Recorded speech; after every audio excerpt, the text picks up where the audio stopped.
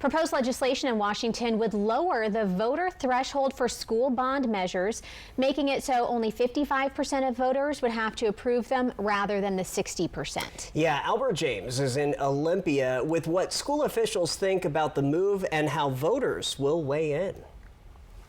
We're investing in our future. We're investing in our kids. Democratic State Senators Deb Krishnadasan and Adrian Cortez are the driving forces behind Senate Bill 5186 and Senate Joint Resolution 8200.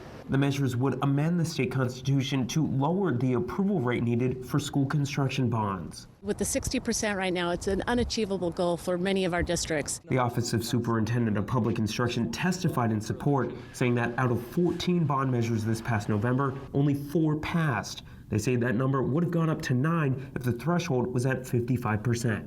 If 5 more of those bonds would have passed, that would have been $1 billion more in funding available for these school facilities. At a hearing Thursday, school officials from across the state said they've struggled to improve facilities, often falling slightly short of a 60% supermajority and ultimately spending more money to rerun bond elections again and again. So we have over hundreds of buildings throughout the state that are over 100 years old. And so we all know there's new codes, there's new requirements. We fall into categories where schools just are not as efficient as they should be. Our community has tried twice in the last 9 years to pass bonds for our field, but both attempts failed.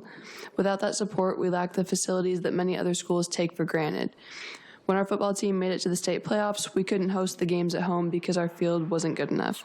Many school officials say they would prefer a simple majority similar to levies, but Krishnadasan says that could make its passage more challenging. Opponents to the bill have concerns about increasing property taxes and accountability of school spending.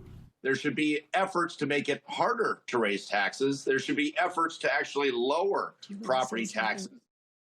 I cannot emphasize enough the visceral opposition there is to higher property taxes. For the threshold to be lowered, Senate Bill 5186 must pass the legislature. Senate Joint Resolution 8200 would need a 2/3 majority vote from both the House and the Senate for the amendment to be posed to the voters.